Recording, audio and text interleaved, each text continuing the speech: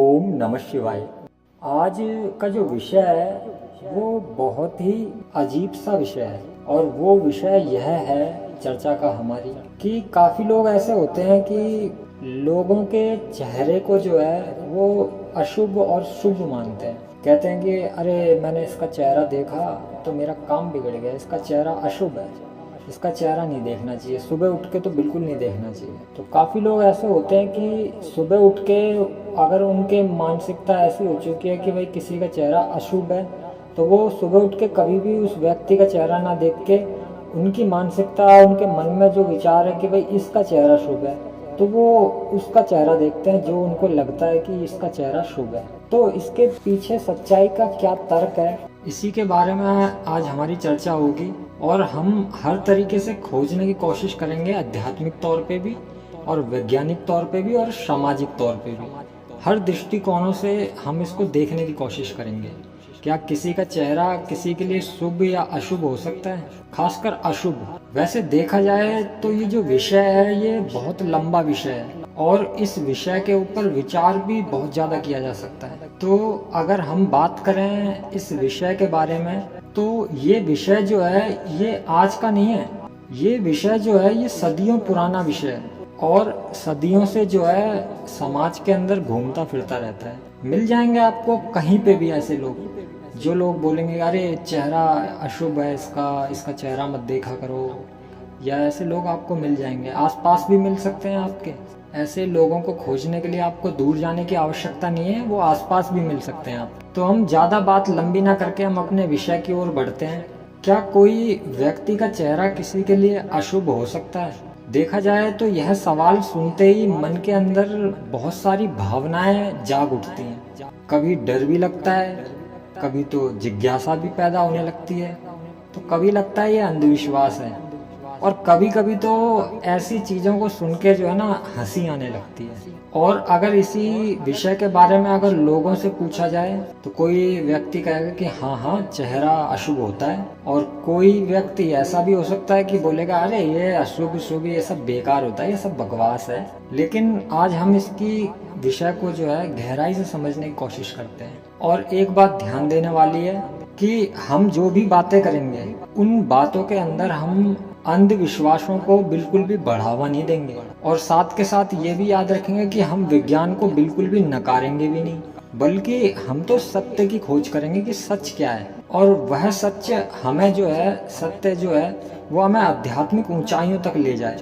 तो सबसे पहले तो हम इसके बारे में जानते हैं कि ये जो अशुभ चेहरा अशुभ शुभ ये जो होता है इसके बारे में थोड़ा समझते हैं कि इसकी जड़ें जो हैं वो कहाँ तक फैली हुई हैं। तो देखो, भारतीय संस्कृति में जो है वो सामुद्रिक शास्त्र है और हस्तरेखा विज्ञान है। और ये जो विद्या है ये विद्या आजकल की विद्या नहीं है, ये बहुत ही प्राचीन काल से चली आ रही है। और हमारे जो ऋषि मुनि हुआ करते थे तो वो जो हैं वो आंखों की चमक को देखकर, नाक का आकार देखकर और जो माथे की रेखाएं होती हैं उसको देखकर व्यक्ति के कर्मों को बता देते थे, उसके भाग्य को बता देते थे।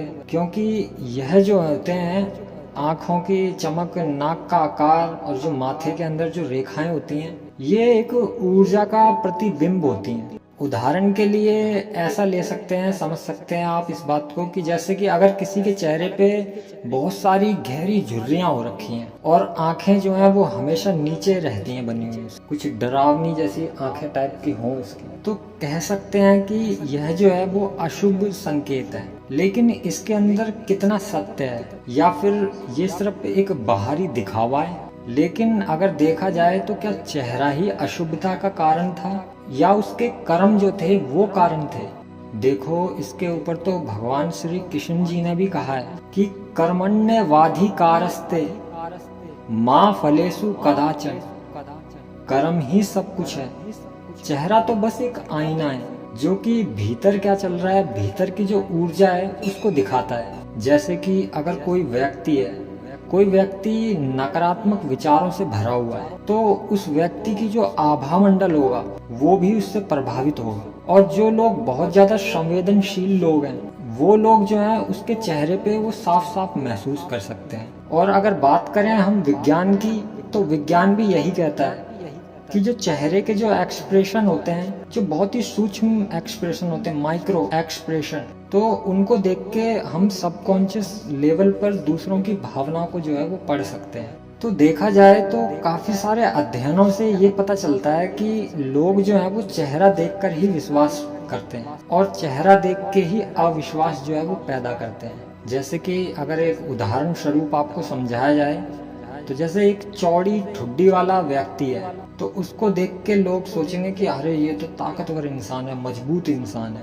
और वहीं एक जो है सकरी आंखों वाला व्यक्ति है, तो ऐसे व्यक्ति को देख के लोग बोलेंगे अरे ये तो बहुत चालाक बंदा है, चालू बंदा है। लेकिन वास्तव में देखा जाए तो ये कोई अशुभता नहीं होती, बल्कि हमारा जो दिमाग होता है ना, वो ये खिचड़ियों को पकाता है। और अगर आज की बात करें वर्तमान की, तो जो न्यूरो साइंस है वो भी इसी बात को कहती है कि जो हमारा दिमाग होता है, मस्तिष्क होता है, वो जो होता है कि 100 मिलीसेकंड में, यानी कि बहुत जल्दी जो है चेहरे को स्कैन कर लेता है और खतरे को जो है वो भांप लेता है, महसूस कर लेता है। तो देखा जाए तो अशुभता जो होती है ना, वो चेहरे में नहीं होती, हमारे मन के अंदर जो धारणा हम बनाते हैं उससे होती है। लेकिन फिर भी अगर आध्यात्मिक दृष्टि से यह संभव है, क्योंकि योग और ध्यान में हम जो होते हैं वो प्राण ऊर्जा की बात करते हैं, और प्राणायाम करने वाले जानते हैं कि अगर कोई व्यक्ति नकारात्मक सोच रखेगा, जैसे कि दूसरों से नफरत करना, ईर्ष्या करना, गुस्सा करना, क्रोध करना, तो ये जो चीजें होती हैं ये चेहरे के ऊपर असर डालती हैं। तो जिस व्यक्ति का चेहरा जो है उदास और काला दिखे, तो हो सकता है कि यह जो है उसके कुंडलिनी ब्लॉकेज का संकेत हो। लेकिन ऐसा व्यक्ति जो है वो समाधान भी कर सकता है उसका, ध्यान करके, मंत्र जाप करके, और वह जो है अपनी आभा को दोबारा से शुद्ध कर सकता है। और उसके बाद में फिर उसका चेहरा जो है वो अशुभ नहीं लगेगा, बल्कि और भी ज्यादा आकर्षक हो जाएगा। और अगर हम बात करें गुरु नानक देव जी की, तो वे कहते थे कि मन का मैला धोइए, मुख नहावन जाई।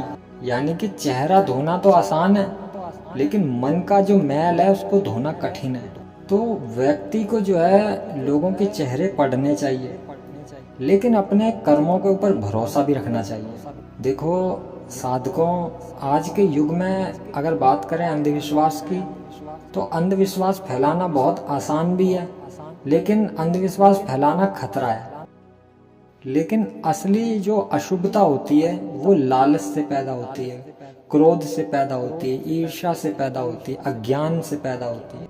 तो अगर किसी के चेहरे की बात करें तो चेहरा अशुभ लग सकता है, लेकिन इसको बदला भी जा सकता है। जैसे कि काफी लोग जो होते हैं अपने को खूबसूरत बनाने के लिए सर्जरी करवा लेते हैं, प्लास्टिक सर्जरी। ज्यादातर आप हॉलीवुड के जो स्टार होते हैं विदेशों के, वो ज्यादातर प्लास्टिक सर्जरी कराते हैं और उससे जो है अपने अशुभ चेहरे को, बदसूरत चेहरे को जो है वो एकदम खूबसूरत बना लेते हैं। लेकिन भारत के अंदर जो है, भारत के अंदर किसी को प्लास्टिक सर्जरी कराने की आवश्यकता नहीं है। यहाँ तो योग से ही मुस्कान आ जाती है। अगर साधक जो है ध्यान करे तो ध्यान से चमक आती है। व्यक्ति सुंदर बनता है उसके कर्म से, और कर्म बनाना जो है वो व्यक्ति के खुद के हाथ में होता है। यथा मनसा संकल्पयति तथेवं तस्य कर्म भवति। जैसा मन होगा वैसा कर्म। अशुभ चेहरों से डरो नहीं, बल्कि अपनी आभा को मजबूत करो, ध्यान करो, प्रार्थना करो और हमेशा सकारात्मक रहो। तब कोई भी चेहरा हो आपके सामने, कोई भी चेहरा आ जाए, वो हमेशा आपके लिए शुभ ही होगा। और रोज जो है साधक को प्राणायाम करना चाहिए, अनुलोम विलोम करना चाहिए, अपने विचारों को, अपनी सोच को हमेशा सकारात्मक रखना चाहिए। इससे क्या है कि व्यक्ति के अंदर शुद्धता पैदा होगी, उसकी आभा शुद्ध होगी। मंत्र जाप करने चाहिए, और जो व्यक्ति का जो त्रिनेत्र होता है, जहाँ तीसरी आंख होती है, वहाँ पर ध्यान करना चाहिए, फोकस करना चाहिए। उससे जो है वो चेहरे में एक चमक पैदा होगी। और अपने कर्म को जो है एकदम सुधारना चाहिए, नेकी करनी चाहिए। तो ऐसे व्यक्ति के पास में तो अशुभता जो है वो कभी टिक ही नहीं सकती। तो अंत में हम जो है इस निष्कर्ष पर पहुंचे कि किसी भी व्यक्ति का चेहरा शुभ या अशुभ नहीं होता, बल्कि लोगों के विचार, उनके मन के अंदर की भावना, उनके कर्म, ये अशुभ होते हैं। ये उनके जो नकारात्मक सोच को पैदा करते हैं वो अपने हृदय के अंदर, यही नकसूम होते हैं, यही अशुभ होते हैं। तो किसी का भी चेहरा जो है वो अशुभ नहीं होता, बल्कि अज्ञानी व्यक्ति जो होता है वो अज्ञानवश लोगों के अंदर शुभ अशुभ खोजता फिरता है। तो जहां तक हो सके ऐसे लोगों से बचने की कोशिश करें। ओम नमः शिवाय।